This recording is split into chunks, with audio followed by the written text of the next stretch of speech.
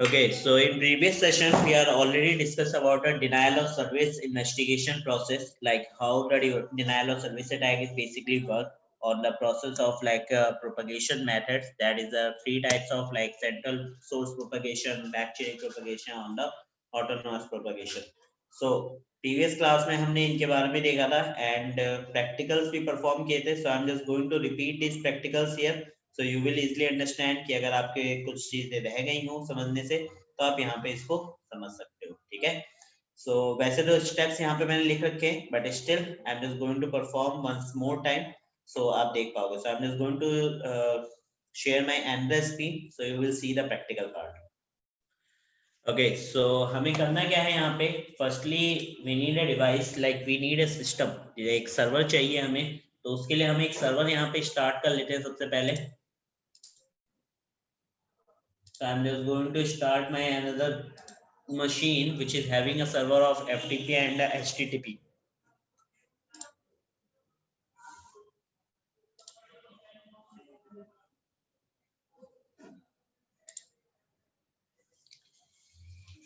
I doesn't remember the username. Let's try. Yeah, successfully launched. Okay, firstly I need to check the IP address. So I'm just going to check the IP address of the.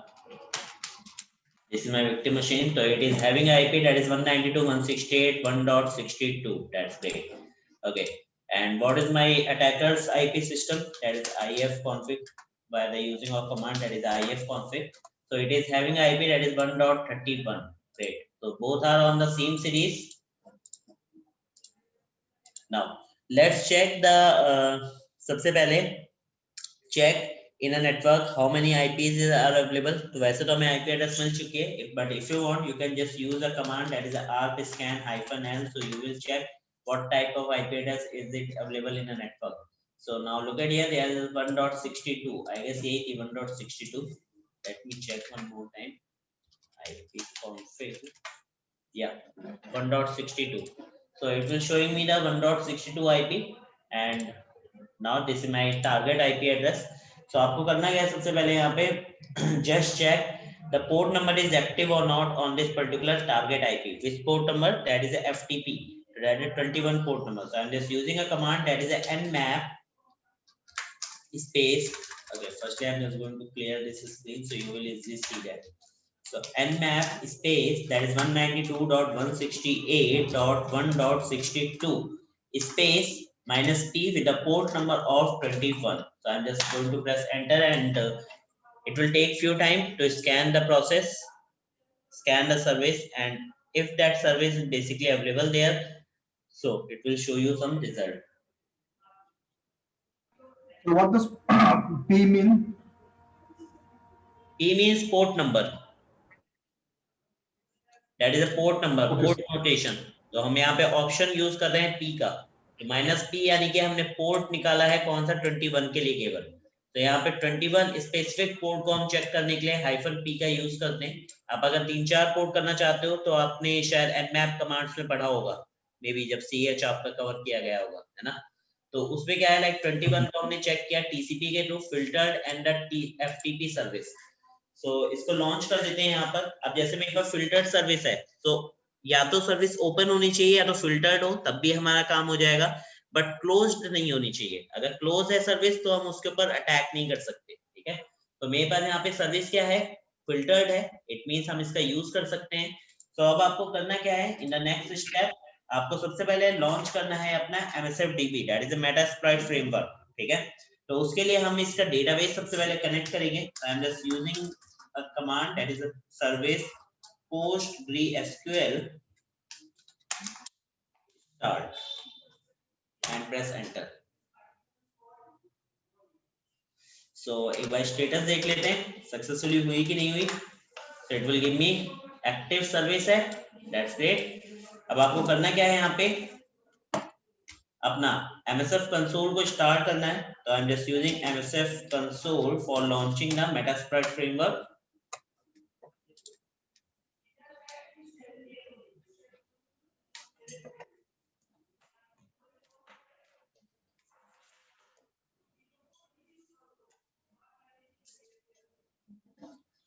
My Metasploit framework is successfully launched. Now just search, use a command that is search.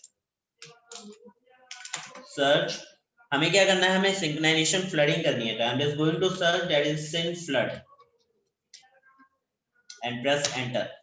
So it will give me an auxiliary file of DOS, that is a TCP packet using by the TCP of the synchronization flooding packet.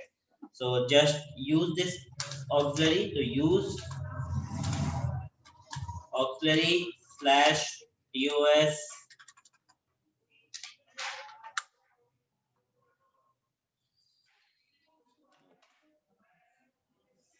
तो देखो कितने सारी हैं यहाँ पे, है ना, but हमें वही वाली यूज करनी है, तो एक बार दोबारा सर्च कर लेते हैं। ओके, तो कॉपी कर लो या फिर आप टाइप भी कर सकते हो।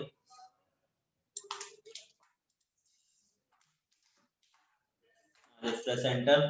उसके बाद क्या है, आपको करना है show options. Now I am just using to set all the options of this particular exploit, so just use the show options। Show options करने के बाद आपके पास अलग अलग ऑप्शंस आते हैं जिनको आपको सेट करना है, ठीक है। जैसे इंटरफेस, आप इंटरफेस बता सकते हो कि आपका किस टाइप का है, इथरनेट है, वायरलेस इंटरफेस है। नंबर ऑफ पैकेट कितने सेंड करना चाहते हो वो आप बता सकते हो। आर होस्ट हमें सेट करना है, तो I am just going to set the R host. तो हमने यहाँ पे आर होस्ट सेट किया। Victims IP address that is 192.168.1.62। Now just press enter. उसके बाद आर पोर्ट 80 सेट है, तो इस टाइम पे हम 21 यूज कर रहे हैं, तो सेट आर पोर्ट, आप दोबारा से आर पोर्ट सेट करो, that is using of 21 port number. उसके बाद क्या है, एस होस्ट। एस होस्ट होता है स्पूफेबल आईपी एड्रेस, तो यहाँ पे मैं स्पूफेबल आईपी एड्रेस में अपनी आईपी सेट करूंगा ताकि आप यहाँ पे देख सको कि किस तरीके से जा रही है। उसके बाद जब हम दूसरा वाला करेंगे तो उसमें हम विक्टिम्स आईपी सेट कर देंगे, कोई भी रैंडमाइज रहने देंगे। तो 192.168.1.31, I guess my IP address is 1.31. config. Yep, my IP address is 1.31. I just press enter. उसके बाद क्या है, एक्सपोर्ट। अच्छा, स्नैपप्लेन आप सेट कर सकते हो कि number of bytes to be capture कितने होनी चाहिए, तो इसलिए आपके स्नैपशॉट में तो वो हम नहीं सेट कर रहे हैं। यहाँ पे एक्सपोर्ट आप सेट कर सकते हो, या रैंडमाइज रहने देते तो हम इसे रैंडमाइज रहने देंगे। एंड टाइम्ड आउट 500 है, तो हम टाइम्ड आउट यहाँ पे इंक्रीज कर देंगे, तो सेट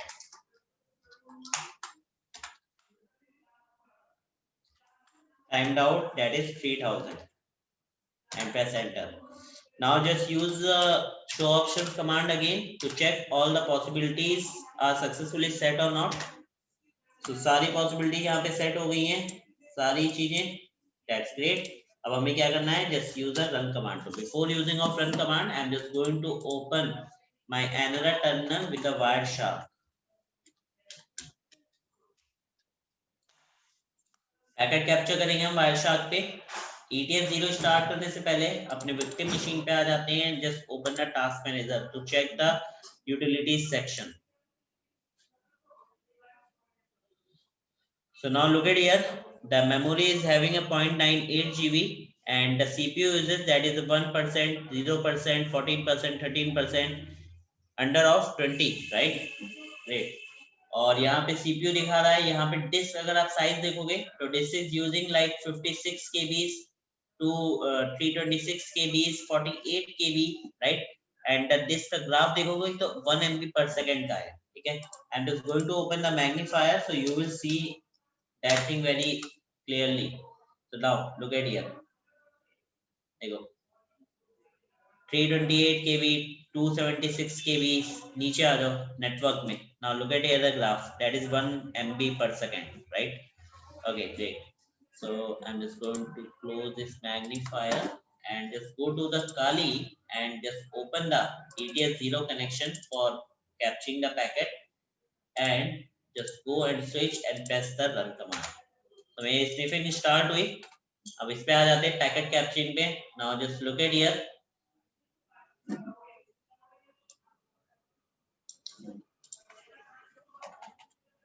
now look, आईपी जो हमारा सोर्स था 1.31 से जा रहा है, डेस्टिनेशन 1.62 पे। टीसीपी पैकेट्स आ रहे हैं सारे, क्योंकि हमने डॉस का टीसीपी सिग्नलाइजेशन फ्लडिंग यूज करा है। लेंथ इनकी 54 है पैकेट की, एक एक पैकेट की। इंफॉर्मेशन में क्या क्या है, पोर्ट नंबर देखो दिखा रहा है, रेंडमाइज पोर्ट नंबर के थ्रू जा रहा है on the port number of 21। अगर आपको नहीं दिख रहा ना, look at here, randomise port number के थ्रू 21 पे जा रहे हैं। सिंक्रोनाइजेशन पैकेट जिनका विंडो साइज अलग अलग है सबका, है ना। तो आप देख सकते हो यहाँ पे कितने पैकेट सेंड हो गए, कुछ इतने पैकेट। आप let's come to the window machine and let's see. यहाँ पे देखो आपका मैग्नीफायर से दोबारा दिखाता हूँ। आपकी जो केबीज में थी डिस्क स्पेस वो आपकी एमबीज में आ चुकी है। जो ग्राफ है वो 10 MB पर सेकेंड की ग्राफ में आ गया है, ठीक है। सीपीयू यूजेस अबव ऑफ 20 जा रहा है ना, धीरे धीरे करके। तो यहाँ से आपका डिस्क स्पेस इंक्रीज हो रहा है, देखो 1 MB पर सेकेंड के हिसाब से डिस्क स्पेस यूज हो रहा है। तो अनवांटेड ऑपरेशंस यहाँ पे रन हो रहे हैं। तो ये वाला पार्ट था जो हमने किया था। अब मैं इसको रोक देता हूँ यहीं पर, control C, terminate the process. Now let's check the Wireshark. कोई और पैकेट जा रहा है क्या? दैट्स इट, लास्ट पैकेट इतने ही गए थे, ग्रेट। और इस पे आगे देख लेते हैं। तो देखो आपके 0 MB आप वापस से आ गए यहाँ पे, कुछ ही देर में नॉर्मल हो जाएगा, केबीज में सेट हो जाएगा वापस से।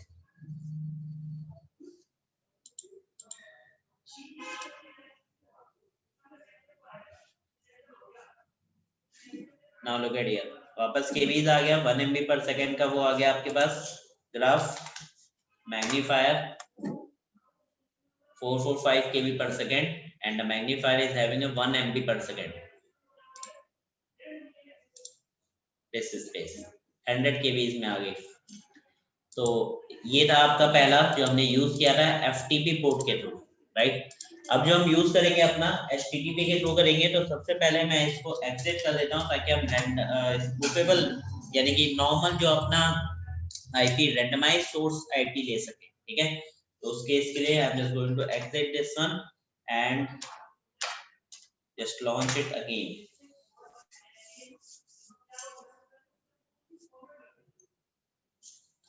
सर्च कर लो एक बार दोबारा, search SYN flood enter use. हम हैश कोड के बेसिस पे भी यूज कर सकते हैं। तो द हैश आईडी इज 0, तो use 0 and just show options. क्या वो, अच्छा ऑप्शंस। नाउ इंटरफेस आपको सेट नहीं करना, नंबर सेट नहीं करने, आर होस्ट सेट करना है। तो I am going to set the R host. तो आर होस्ट मैंने सेट किया, दैट इज 192.168.1.30 नहीं 1.62, this is my target IP address, right. दूसरा आर पोर्ट मेरा 80 सेट है। एस होस्ट इस बार हम सेट नहीं करने वाले, बिकॉज एस होस्ट हमें क्या लेना है, स्पूफेबल रखना है इस बार। टाइम्ड आउट हम इंक्रीज कर देते हैं, set timed out, that is 3000, and just press enter and use the command run. So before using a command run एक बार यूटिलिटी दोबारा देख लें। तो 316 केबीज में है, 1 MB के ग्राफ पर सेकेंड आपको यहाँ पे रिप्रेजेंट कर रहा है। आपकी मेमोरी यहाँ पे जो है वो डिफॉल्ट 0 हार्ड डिस्क के उसमें सेट है, बढ़िया। सीपीयू मिनिमम ऑफ 20 यूज हो रहा है, ठीक है, मैक्सिमम 20 के ऊपर नहीं जा रहा, ग्रेट। अब यहाँ पे आके just press the run command. अगर बिफोर रन द कमांड मैं इसको एक बार दोबारा से स्टार्ट कर लेता हूँ विदाउट सेविंग। पैकेट स्टार्ट हुआ वहाँ sniffing, I am just using a run command here. So इससे रन किया, स्निफ हुआ, नाउ लुक एट हियर, ये देखो रेंडमाइज सोर्स आईपी है, उसके थ्रू आपके डेस्टिनेशन 62 पे अटैक हो रहा है। लेंथ 54 है पैकेट की, टीसीपी प्रोटोकॉल वहां पे वर्क कर रहा है आपका। रेंडमाइज सोर्स आईपी है, कोई से भी source port number and specific port number 80 के ऊपर अटैक हो रहा है यहाँ पे। एंड सिंक्रोनाइजेशन पैकेट जा रहे हैं, लेंथ विंडो साइज इनका अलग अलग है, सीक्वेंशियल कोई नहीं है और लेंथ इसकी यहाँ पे कोई नहीं दिखा रहा है आपको, ठीक है। तो देख लो कितने सारे पैकेट चले गए अभी तक, लाइक अप्रोक्सीमेटली 90,000 पैकेट्स, है ना। एंड उधर जाके देखोगे अगेन आपका जो ग्राफ है वो धीरे धीरे इंक्रीज हो रहा है, देखो 1179। तो अगर मैं मैग्नीफायर यहीं पे ऑन कर दूं, now look at here, 1197 sorry 79 है ना। ग्राफ जो है वो इंक्रीज नहीं हुआ, इट विल टेक टाइम। अच्छा, ये जो अटैक है ये आपका बेसिकली अपाचे जो आपका सर्वर वहां पे चल रहा है उसके ऊपर हो रहा है, तो उससे आप यहाँ पे आइडिया लगा सकते हो। ये देखो network unwanted network increment, like 0 था, अब यहाँ पे 5 kbps नेटवर्क यूज हो रहा है और डिस्क स्पेस 2 MB पर सेकंड, पिछले वाले में 1 MB पर सेकंड तक गया था, यहाँ पे 2 MB पर सेकंड चला गया। ग्राफ हमारा जो है वो इंक्रीज हो रहा है। Now,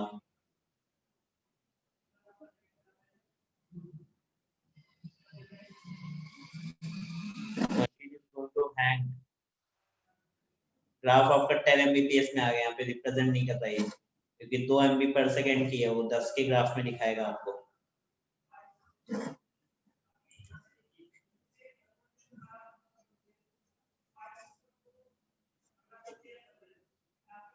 तो आई होप ये चीज आपको क्लियर हुई होगी कि किस तरीके से हम अटैक कर सकते हैं synchronization flooding attack with the using of port number that is HTTP, that is 80 and another that is FTP, right?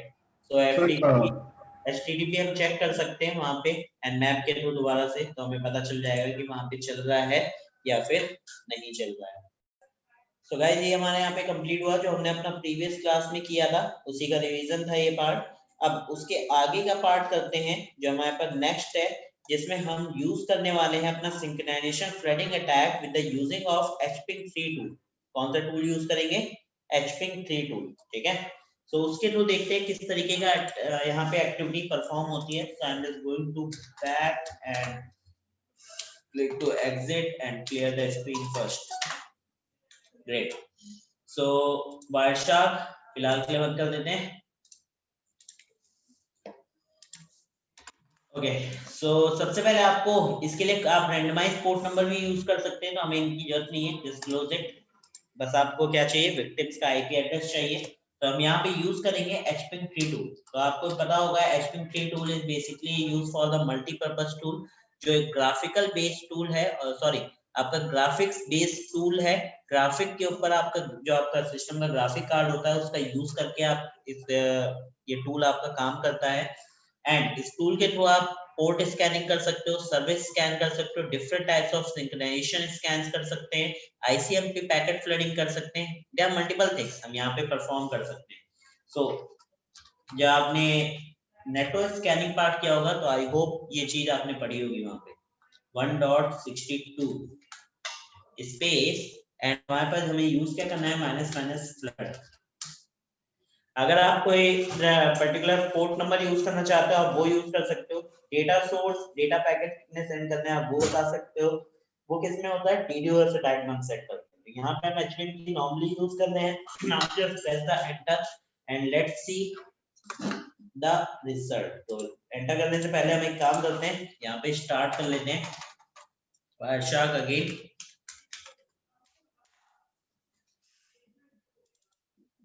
use our traffic analysis procedure। तो मेरा वायरशार्क स्टार्ट हो गया। एक बार यूटिलिटी देख लें, केवीज में चल रही है, सब कुछ नॉर्मल है, सीपीयू बड़ा नॉर्मल सा चल रहा है। Okay, I am just going to run this, press enter. Now look at here, graph पे पैकेट जा रहे हैं आपके आईपी से, बिकॉज आपने सोर्स आईपी रैंडम सोर्स नहीं किया, बड़ी तेजी से पैकेट जा रहे हैं। अब उधर नाउ लुक एट हियर, आपका सीपीयू इंक्रीज हो रहा है, आपकी मेमोरी इंक्रीज हो रही है, डिस्क स्पेस देखो 21 MB पहुंच गया है। नहीं दिख रहा तो ये देखो 21 MB, 17 MB, 20 MB आपकी अनवांटेड यहाँ पे नेटवर्क्स में इंक्रीमेंट हो रहे हैं, मेमोरी अनवांटेड इंक्रीज हो रही है। ग्राफ जो है आपका 100 Mbps में आ गया और आपकी जो मेमोरी है वो यहाँ पे इंक्रीज हो रही है धीरे धीरे। ये देखो 53, 47, 34, 53, CPU above of 20 जा रहा है।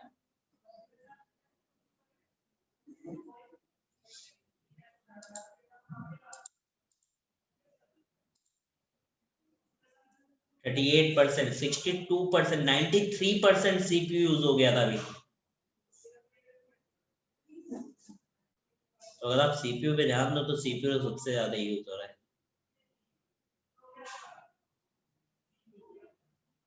तो ये अटैक अगर आप ज्यादा देर किसी भी सर्वर के ऊपर चलाओगे तो उस केस में क्या है, सर्वर पर कोई भी प्रोटेक्शन मेथड नहीं है तो वो सर्वर क्या कर सकता है, क्रैश हो सकता है।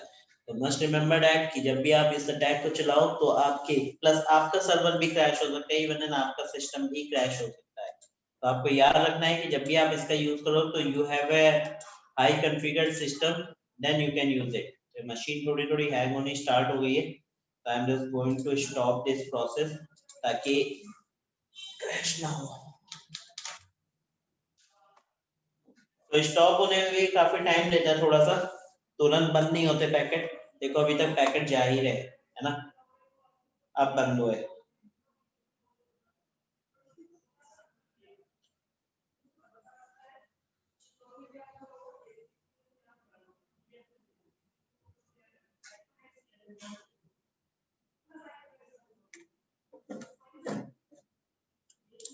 तो गाइस क्लियर हुआ किस तरीके से चल रहा है हमारा ये।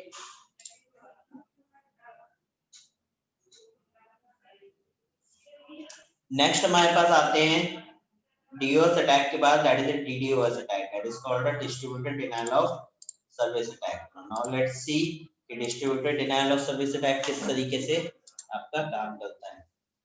So if I'm talking about the distributed denial of service attack, so a distributed denial of service, that is a DOS attack, is a malicious attempt to distribute normal traffic or a targeted service or a network by overwhelming the target or its surrounding infrastructure with a flood of network internet traffic.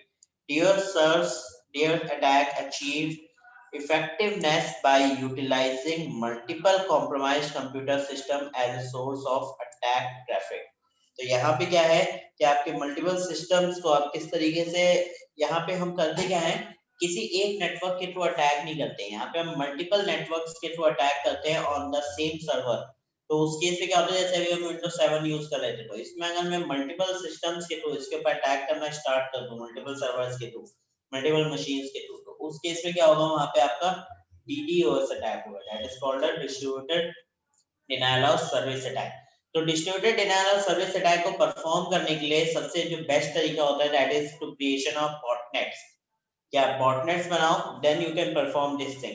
तो हम botnet भी देखेंगे किस तरीके से आपके work करते हैं या कैसे क्रिएट किए जाते हैं। Botnet basically created by the different trojans, like हम ट्रोजन्स जब हम बनाते हैं तो उन ट्रोजन्स को हम सेंड करके with the using of backchaining propagation method we can create a botnet team. पूरी हम बॉटनेट की एक टीम बना सकते हैं जो कि आपके डिफरेंट नेटवर्क्स पे जाके डिफरेंट नेटवर्क से आपके सेम पर्टिकुलर आईपी एड्रेस जिस पे आप, जो आपका टारगेटेड आईपी एड्रेस है उस पे आप अटैक करा सकते हो। तो उस केस में मल्टीपल पैकेट रिक्वेस्ट जाती है सर्वर के पास and server is not having a capacity and that server is not capable to respond all the packet at the same time. So in that scenario they are basically going to crash it out. So this kind of thing is basically done by the DDoS, that is called a distributed denial of service attack. Clear है? So let's see a small video so we will easily understand कि DDoS attack जो है वो आपका किस तरीके से काम करता है।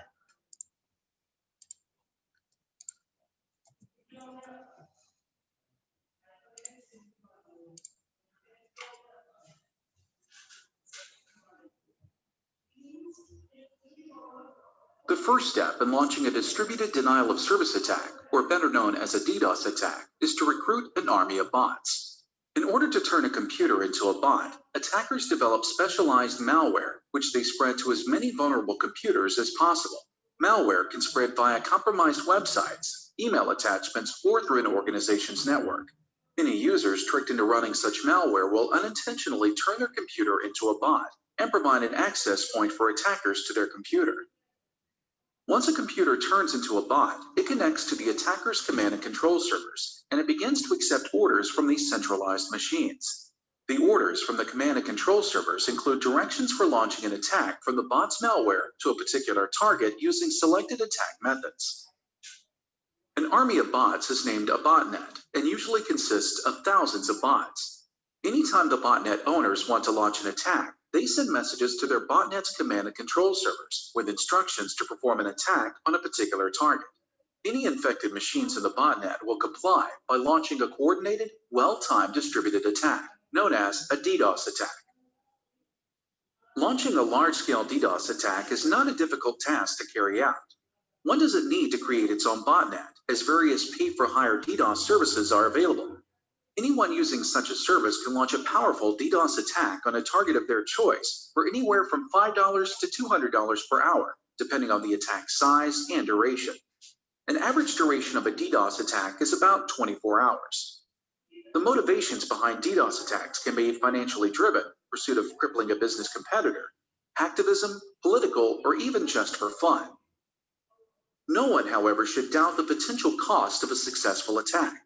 The business impact of a DDoS attack is substantial and can involve financial losses, reputation damage, customer agitation, and legal repercussions. Want to know how to protect your online? Sir में आया DDoS अटैक किस तरीके काम करता है? So let's see one more.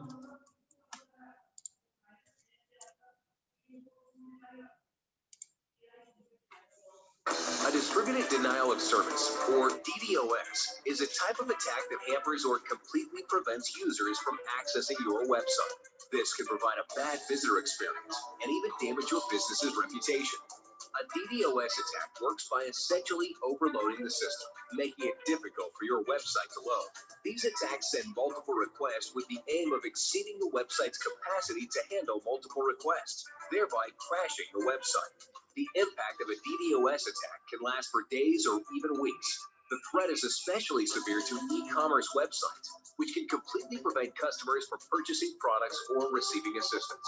Any company, large or small, can be affected by a DDoS attack, but the most likely targets are IT, telecom, financial, e-commerce, and government organizations.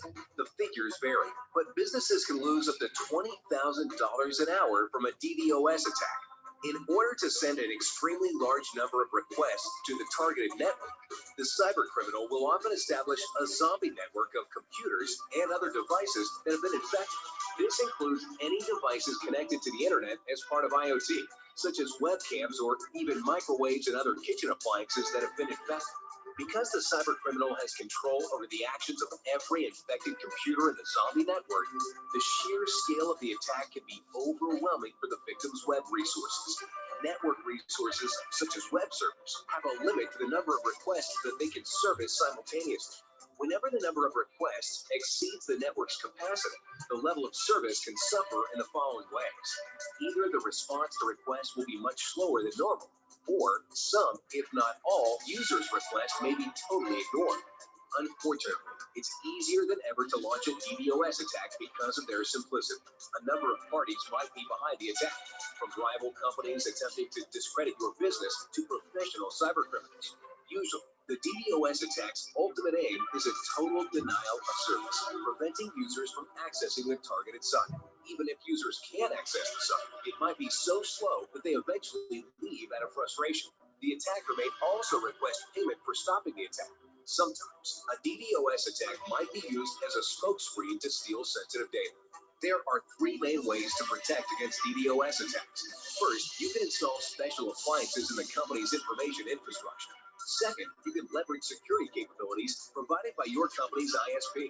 The third and most effective protection is to use an anti-DDoS service provider to sort safe traffic from DDoS requests. All of these methods follow the same principle of filtering out junk traffic created by cybercriminals. DDoS attacks are becoming more common and have the potential to cause great damage to your network system. Keep yourself and your business protected with the latest internet security software to stay one step ahead of the cybercriminals.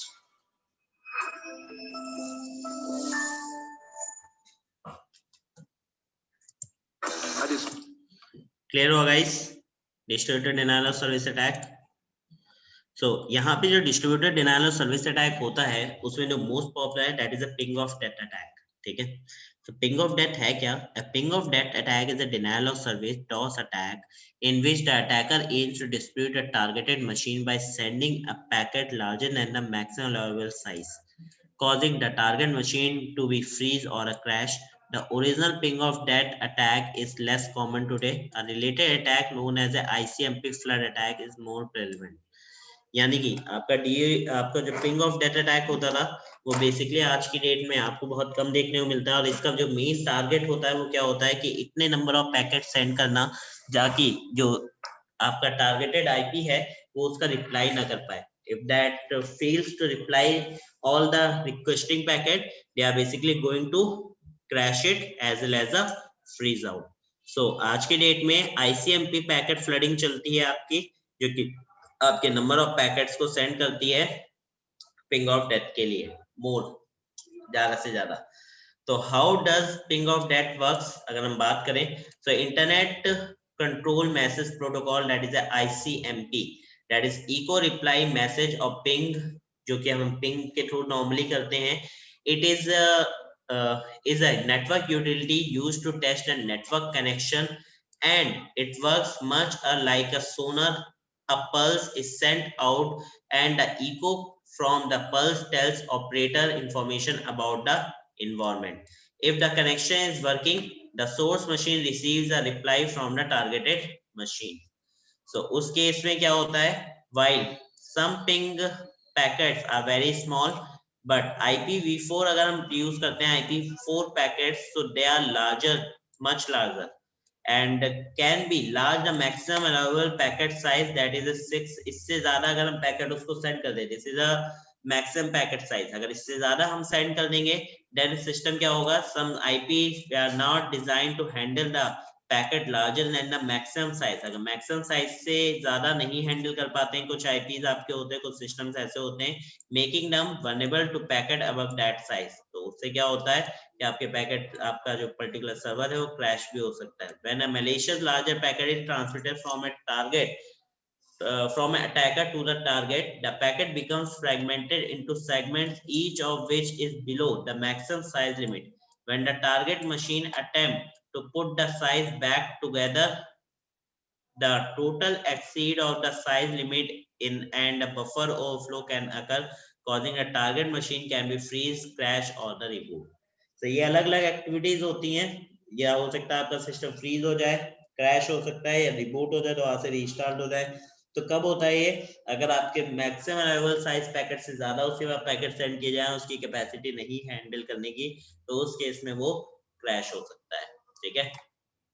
सो इसको करने के लिए हम क्या करते हैं, अच्छा maximum allowable packet जो हम ज्यादा सेंड करते हैं वो कुछ इतने सेंड कर सकते हैं, जिससे हमारे पास पैकेट जो है वो इतने होते हैं जो हम रिसीव कर सकते हैं. इसके लिए हम जो DDoS करेंगे वो HPing3 के थ्रू ही करेंगे. तो it is a network tool which is used for crafting the packet, testing the firewall and digital footprinting and much more. कई सारी चीजों के लिए यूज किया जाता है. सो नाउ लेट्स सी कि इसका यूज आप किस तरीके से यहाँ पे करते हैं.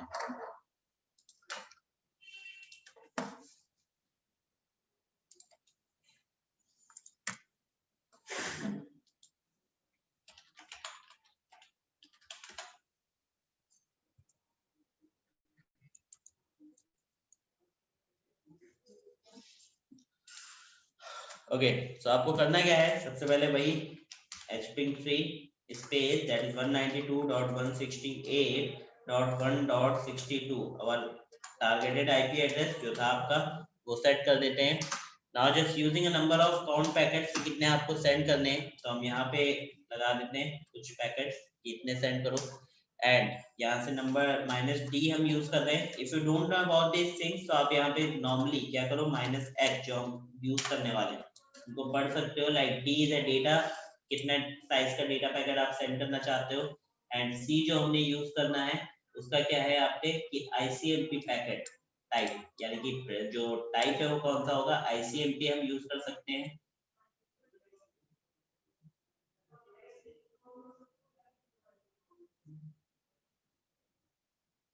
That's it. ग्रेट. तो एक बार लगाते हैं यहाँ पे, दैट इज 192.168.1.62 एंड -d 99999. ठीक है. एंड -c का हम यूज करेंगे और इसके साथ पैकेट को इसके कुछ साइजेस दे देते हैं, प्लस उसके साथ minus rand source random source से अगर आपको करना है तो आप रैंडम सोर्स दे सकते हो उस केस में।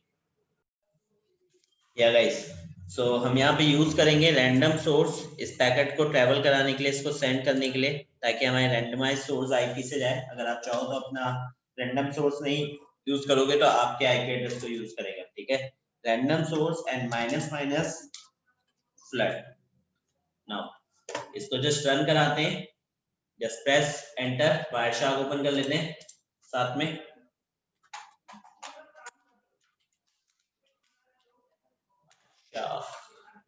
ETS 0 and again, okay, let's press enter, unsupported ICMP type, okay. Excuse me sir. Ji sir मैं पूछ रहा था सर, ये कमांड्स एंड एवरीथिंग आप लिख के दिए हो ना सर उसमें, आपके नोट्स में? हाँ, लिखी हुई है कमांड्स। ठीक है सर, ठीक है।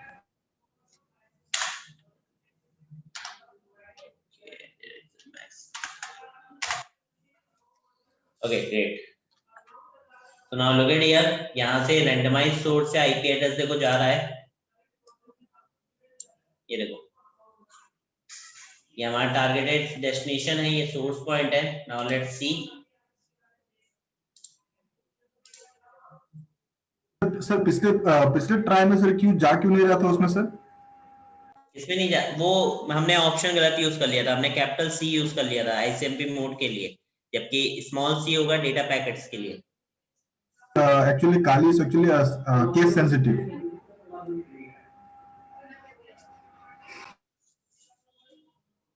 तो यहाँ पे देखोगे तो ग्राफ में देखो चेंजेस आ रहे हैं, है ना। ये देखो ग्राफ कितने ऊपर से जा रहा है, नेटवर्क ग्राफ। प्लस आपका ये देखो साइज इंक्रीज हो गया, 1 MB पे आ गया, 10 MB की स्पीड पे आ गया।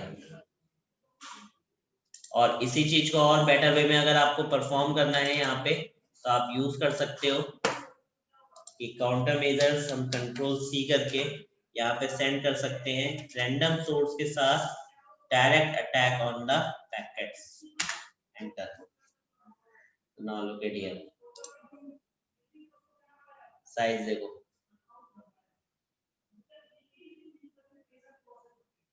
सर नेटवर्क के ऊपर जूम कीजिए ना प्लीज, नेटवर्क पे, हाँ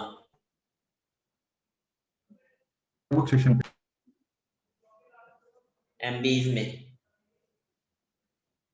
तो हमने यहाँ पे नेटवर्क पोर्ट को ऐसा यूज नहीं किया है। अगर आप कोई नेटवर्क पोर्ट लाइक आप अगर अपाचे सर्वर यहाँ पे एक्टिवेटेड होता तो हम अपाचे सर्वर के ऊपर अटैक कर सकते थे, that is using 80 port number, या फिर माई एसक्यूएल सर्विसेज एक्टिवेटेड होती तो हम यहाँ पे यूज कर सकते 3306, तो उस पर अटैक हो जाता। ठीक है, so this is all about of DDoS attack। ठीक है, so आज के लिए इतने ही रखेंगे, then we will continue tomorrow। इसका प्रोटेक्शन पार्ट हमारा बचा है इन्वेस्टिगेशन का, कि आप किस तरीके से करते हो, वो हम अपनी नेक्स्ट क्लास में कवर करेंगे, एंड जो कि टुमारो होगी। फिर देखते हैं आगे नेक्स्ट टॉपिक्स। ठीक है, तब तक आप इससे चाहो तो परफॉर्म कर लेना एंड यूज कर सकते हो।